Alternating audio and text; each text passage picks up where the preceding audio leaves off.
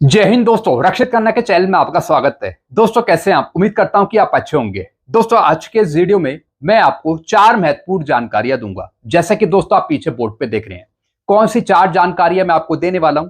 सबसे पहले दोस्तों मैं आपको उसकी जानकारी दे देता हूं। जैसे कि दोस्तों आप पीछे थंबनेल में देख रहे हैं, आ गया पेंशन मंत्रालय का लेटर।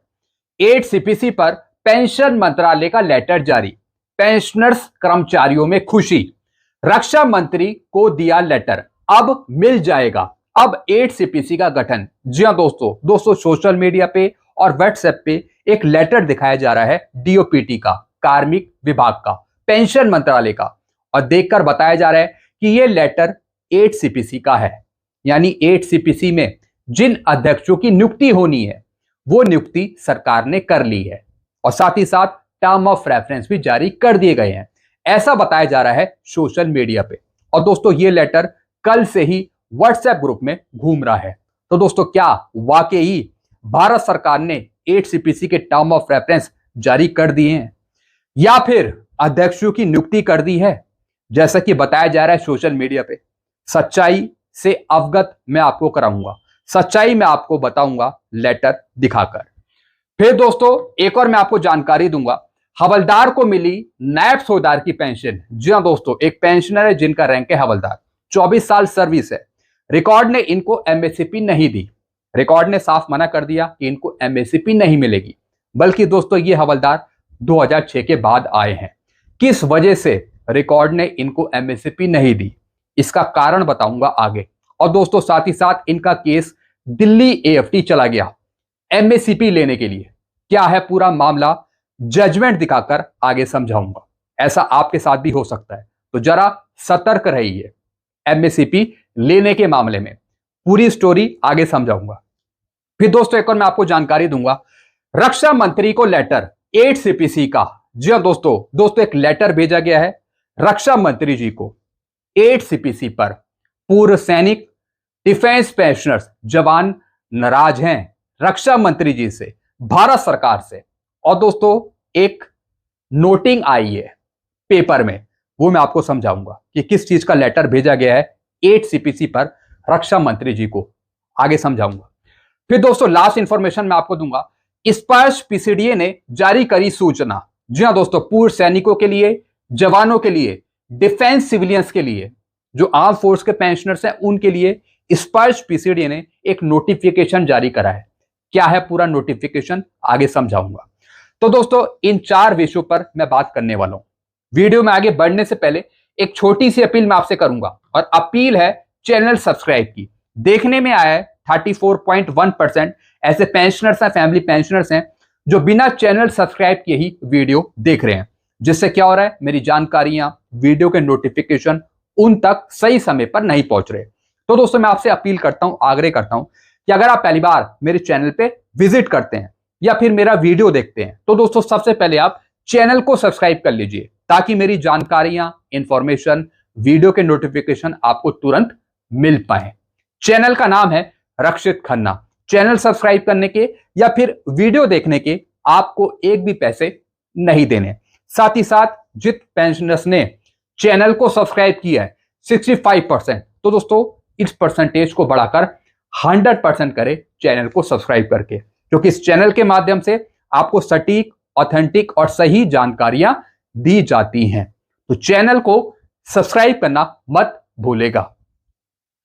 चलते हैं दोस्तों पहली जानकारी की तरफ। पहली जानकारी है डीओपीटी का लेटर। जी हां दोस्तों, सोशल मीडिया पे एक लेटर वायरल हो रहा है डीओपीटी का, कार्मिक विभाग का। और दोस्तों ये लेटर है 13/9/2025 का। और दोस्तों इसका सब्जेक्ट है, the appointment committee of the cabinet has approved the following appointment of officers at joint secretary या फिर joint secretary equivalent level with pay at level 14 of the pay matrix. जी हां दोस्तों, तो दोस्तों क्या इस लेटर को पढ़ने के बाद आपने इस लेटर में कहीं 8 सीपीसी का जिक्र सुना? कहीं इस लेटर में 8 सीपीसी का शब्द लिखा हुआ है, वर्ड लिखा हुआ है? मैंने इस लेटर को पढ़ा, इस लेटर में 8 सीपीसी के बारे में कुछ नहीं लिखा। कुछ भी जानकारी इस लेटर में 8 सीपीसी के बारे में नहीं है। यही लेटर सोशल मीडिया पे वायरल हो रहा है। पेंशनर समझ रहे हैं कि भारत सरकार ने 8 सीपीसी के अध्यक्षों की नियुक्ति कर ली, क्योंकि इसमें बहुत सारे नाम दे रखे हैं। अब दोस्तों इस लेटर को मैं आपको थोड़ा सा समझा देता हूं। यह लेटर 8 सीपीसी से संबंधित नहीं है। डीओपीटी का लेटर जारी। मंत्रिमंडल की नियुक्ति समिति ने पे मैट्रिक्स के लेवल 14 के स्तर पर ज्वाइंट सेक्रेटरी के समकक्ष स्तर पे अधिकारियों की नियुक्तियों को मंजूरी दी है। जी हां दोस्तों, कुछ अधिकारी हैं, आईएएस अधिकारी हैं, उनकी नियुक्तियों को मंजूरी दी है डीओपीटी ने, ना कि 8 सीपीसी में अध्यक्षों की नियुक्ति करी है सरकार ने। अभी 8 सीपीसी पर भारत सरकार ने कुछ भी नहीं करा है, ना ही अध्यक्षों की नियुक्ति करी है और ना ही टर्म ऑफ रेफरेंस जारी करे हैं। तो दोस्तों जो ये लेटर है, लेटर तो ठीक है, लेटर जारी करा गया, लेकिन 8 सीपीसी का इसमें कोई भी जिक्र नहीं है और ना ही ये लेटर 8 सीपीसी से संबंधित है। तो दोस्तों आपको सलाह दी जाती है, आपको सलाह दी जाती है कि इन चीजों से आप सतर्क रहिए। अफवाह तो कोई भी फैला देता है। ये लेटर 8 सीपीसी से संबंधित नहीं है, लेकिन आपको ऐसा बताया गया कि ये लेटर 8 सीपीसी से संबंधित है। अब दोस्तों आपको सलाह दी जाती है, क्या सलाह दी जाती है? जय हिंद साथियों, सभी जवान पेंशनर्स ध्यान दें। अभी बहुत से व्हाट्सएप ग्रुप में इस तरीके का लेटर पीडीएफ शेयर हो रहा है, जिसमें दावा किया जा रहा है कि 8th पे कमीशन की गठन का फाइल है। यानी भारत सरकार ने 8 सीपीसी का गठन कर दिया, टर्म ऑफ रेफरेंस जारी कर दिए, अध्यक्षों की नियुक्ति कर दी, ऐसा बताया जा रहा है सोशल मीडिया पे, व्हाट्सएप पे, जो कि एक अफवाह है, एक अफवाह है। इसमें कहीं 8th पे कमीशन की गठन की बात नहीं करी गई है, जैसा मैंने आपको बताया। इस तरह की अफवाह से आप दूर रहिए। जी हां दोस्तों, जो सही जानकारी है उसे ही आप प्राप्त करें। जैसे इसकी कोई आधिकारिक घोषणा होगी तो आपका इस चैनल के माध्यम से अवगत कराया जाएगा। जी हां दोस्तों, अगर जानकारी भारत सरकार जारी करेगी 8 सीपीसी के बारे में, टर्म ऑफ रेफरेंस के बारे में, अध्यक्षों की नियुक्ति के बारे में, तो आपको मेरे चैनल के द्वारा बताया जाएगा, सही जानकारी आपको दी जाएगी। आप लोगों से निवेदन है कि इस अफवाह से दूर रहें और इस मैसेज को अपने दोस्तों के साथ शेयर कर उन्हें भी अफवाह से दूर रखें। जी हां दोस्तों, अफवाह तो उड़ती रहेगी जब तक 8 सीपीसी लागू नहीं हो जाता।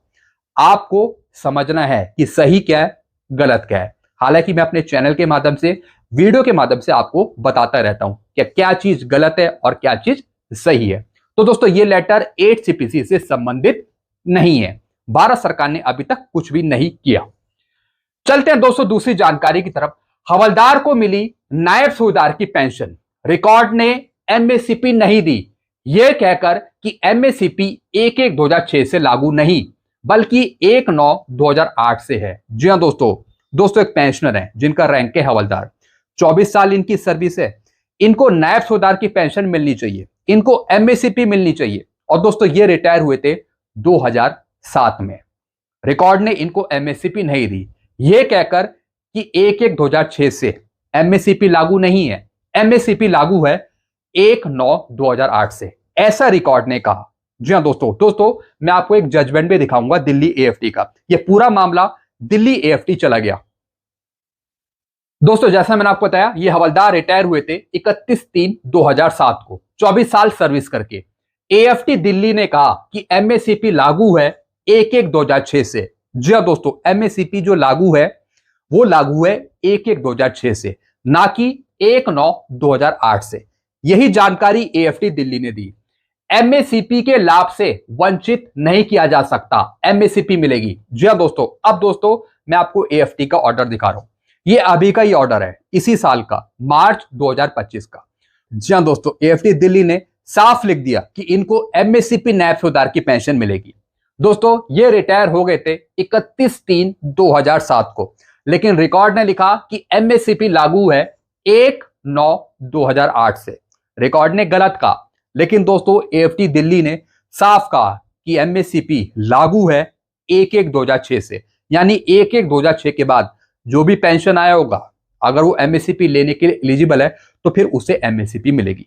तो दोस्तों साफ यहां पे एएफटी दिल्ली ने फैसला सुनाते हुए इन हवलदार को एमएससीपी नायब सूबेदार की पेंशन ग्रांट करी और साफ पेंशन डिस्पेंसिंग एजेंसी को, रिकॉर्ड को लिखा कि इनका पार्ट 2 ऑर्डर किया जाए और जितना भी भुगतान है एमएसपी का वो इनको दिया जाए। तो दोस्तों आपको भी रूल पता होना चाहिए। अगर आप रूल जानते हैं तो दोस्तों फिर आपको सब कुछ मिल जाएगा। तो इस चैनल के माध्यम से, वीडियो के माध्यम से आपको सटीक ऑथेंटिक जानकारियां दी जाती हैं, सब रूल आपको समझाए जाते हैं, ताकि दोस्तों record office, pension disbursing agency आपको गुमराह ना कर सके। तो दोस्तों एएफटी दिल्ली का जजमेंट वाकई एक काबिले तारीफ जजमेंट है। साफ इसमें लिख दिया कि नैब सुधार की पेंशन इनको ग्रांट करी जाए, पार्ट 2 ऑर्डर जारी करके। चलते हैं दोस्तों अगली जानकारी की तरफ। तीसरी जानकारी है रक्षा मंत्री को लेटर, 8 सीपीसी का वेतन आयोग के गठन में देरी से भूतपूर्व सैनिकों में आक्रोश। न्यूज़पेपर में खबर। जी हां दोस्तों, रक्षा मंत्री को एक लेटर भी भेजा है 8 सीपीसी का। साथ ही साथ दोस्तों न्यूज़पेपर में एक खबर छपी है, वेतन आयोग के गठन में देरी से भूतपूर्व सैनिकों में आक्रोश है। जो पूर्व सैनिक हैं, पेंशनर्स हैं, वो नाराज हैं। जैसे कि दोस्तों आप पीछे खबर देख रहे हैं, वेतन आयोग के गठन में देरी से भूतपूर्व सैनिकों में आक्रोश। कैबिनेट से मिल गई है मंजूरी, अध्यक्ष और सदस्य की नहीं की गई है घोषणा। जी हां दोस्तों, संयुक्त मोर्चा of ex serviceman JCO OR Himachal Pradesh के अध्यक्ष कैप्टन जगदीश वर्मा ने कहा है कि 8वें वेतन आयोग को कैबिनेट से जनवरी में ही अप्रूवल मिल गई थी। जैसा कि दोस्तों जनवरी में 8 सीपीसी के गठन की मंजूरी मिली थी, लेकिन अब तक ना तो केंद्रीय वेतन आयोग के अध्यक्ष और ना ही उसके सदस्यों की नियुक्ति करी गई। भूतपूर्व सैनिकों की एक रैंक एक पेंशन से उत्पन्न विसंगतियों की समस्या का पूर्ण रूप से अभी तक समाधान नहीं हो पाया है, जिसके लिए उन्होंने पिछले कई वर्षों से सरकार को कई प्रकार के ज्ञापन दिए। जैसा आपको पता है, कई सालों से पूर्व सैनिक एसोसिएशन संगठन लगातार धरना प्रदर्शन कर रहे हैं ओआरओपी की विसंगतियों के खिलाफ, ताकि सरकार विसंगतियां दूर करे। लेकिन सरकार ने अभी तक कोई विसंगति दूर नहीं करी 1 रैंक 1 पेंशन की। तो इस पर कई ज्ञापन दिए जा चुके हैं, आंदोलन भी हुए हैं। भूतपूर्व सैनिक जो 85, 90 और 95 वर्ष के हो चुके हैं, वे देरी के कारण 8वें वेतन आयोग के लाभ से वंचित रह जाएंगे। जी हां दोस्तों, इस एसोसिएशन ने, संगठन ने कहा कि जितना भारत सरकार लेट करेगी उससे होगा क्या कि जो बेचारे 80 साल से ऊपर के पेंशनर्स हैं, 90 साल से ऊपर के पेंशनर्स हैं, उनको 8 सीपीसी का फायदा नहीं मिल पाएगा। और हो भी सकता है कि 8 सीपीसी में देरी होने से कई पूर्व सैनिक बेचारे भगवान को प्यारे हो जाए। जी हां दोस्तों, ऐसा होता है। अगर सही समय पर लाभ नहीं मिलता, देरी होती है, तो दोस्तों कई पेंशनर्स भगवान को भी प्यारे हो जाते हैं। तो दोस्तों एक ये दुखद हो सकता है कि अगर सरकार जल्द से जल्द 8 सीपीसी लागू नहीं करती, तो दोस्तों कई पूर्व सैनिक जो उम्र दराज है वो वंचित भी रह सकते हैं 8 सीपीसी से। केंद्र सरकार से आग्रह किया है कि वह जल्द 8वां वेतन आयोग का गठन करे, ताकि उसका कार्यालय स्थापित किया जाए, ताकि विसंगतियों के मामले सरकार को भेजे जा सके, ताकि अधिक से अधिक फायदा पूर्व सैनिकों को मिल सके 8 सीपीसी का। प्रदेश के 1,40,000 पूर्व सैनिक हैं। रक्षा मंत्री राजनाथ सिंह जी को भी एक पत्र लिखा है, एक लेटर दिया है। उसमें उनसे आग्रह किया है कि गठन में देरी भूतपूर्व सैनिकों के लिए कुठारघात है। जितना लेट होगा उतना ही चिंताएं बढ़ेंगी, उतने ही पेंशनर्स कहीं ना कहीं लाभ से वंचित होंगे। हो सकता है कि कई पूर्व सैनिक भगवान को प्यारे हो जाएं, वो लाभ ले ही ना सके 8 सीपीसी का। इसलिए शीघ्र ही 8वें वेतन आयोग के अध्यक्ष का चुनाव किया जाए और जल्द से जल्द 8 सीपीसी लागू किया जाए। बहुत ही दोस्तों सटीक डिमांड इन्होंने करी है। लेटर पहुंचाना बहुत जरूरी है भारत सरकार को, ताकि भारत सरकार बहुत जल्द 8 सीपीसी को लागू करे। 1/1/2026 से ही लागू करे भारत सरकार। चलते हैं दोस्तों लास्ट इंफॉर्मेशन की तरफ। लास्ट इंफॉर्मेशन है, स्पर्श पीसीडीए ने जारी करी अधिसूचना, एक नोटिफिकेशन जारी करा है। सेना के पूर्व सैनिकों तथा रक्षा सिविलियन पेंशनर्स के पेंशन संबंधी विसंगतियों के निवारण के लिए रक्षा मंत्रालय के सीजीडीए के सौजन्य से डिफेंस पेंशनर्स आउटरीच प्रोग्राम का आयोजन 18 सितंबर 2025 को बेंगडुबी मिलिट्री स्टेशन पश्चिम बंगाल में किया जा रहा है। जी हां दोस्तों, पीसीडी स्पर्श की तरफ से एक आउटरीच प्रोग्राम कंडक्ट किया जा रहा है 18 सितंबर 2025 को। जी हां दोस्तों, मैं आपको नोटिफिकेशन भी दिखा देता हूं। ये स्पर्श पीसीडीए का नोटिफिकेशन है। सेना के पूर्व सैनिक तथा रक्षा सिविलियन पेंशनर, यानी पूर्व सैनिक हो गए सेना के, और जो डिफेंस सिविलियन है वो पेंशनर, पेंशनरों के पेंशन संबंधी विसंगतियों के निवारण के लिए रक्षा मंत्रालय के controller general of defence account के सौजन्य से डिफेंस पेंशनर्स आउटरीच एवं ग्रीवांस रिडर्सल प्रोग्राम का आयोजन दिनांक 18 सितंबर 2025 को पेंगडुबी मिलिट्री स्टेशन यानी पश्चिम बंगाल में आयोजित किया जा रहा है। जिन पूर्व सैनिकों को डिफेंस पेंशनर्स को कोई दिक्कत है पेंशन से संबंधी, स्पर्श से संबंधी, तो दोस्तों आप डायरेक्टली 18 सितंबर 2025 को पहुंच सकते हैं पश्चिम बंगाल में बेंगडुबी मिलिट्री स्टेशन पे। वहां पर दोस्तों पीसीडीए स्पर्श एक आउटरीच प्रोग्राम कंडक्ट करा रहा है। साथ ही साथ दोस्तों आपको अपने डॉक्यूमेंट ले जाने होंगे, पीपीओ ले जाना होगा, साथ ही साथ जो आपकी डिस्चार्ज बुक है वो भी आप ले जाइए, यानी जो भी सपोर्टिव डॉक्यूमेंट है वो सब डॉक्यूमेंट लेकर आप उपस्थित हो जाएंगे 18 सितंबर 2025 को, अगर आपको कोई दिक्कत है स्पर्श और पेंशन से संबंधित। तो दोस्तों एक नोटिफिकेशन जारी हुआ था जो मैंने आपको समझाया। साथ ही साथ दोस्तों इसमें पूर्व सैनिक हो गई, वीर नारियां भी जा सकती हैं, और जो उनके आश्रित हैं अगर उनको भी कोई दिक्कत है तो जा सकते हैं। तो दोस्तों ये मैंने आपको जानकारी दी।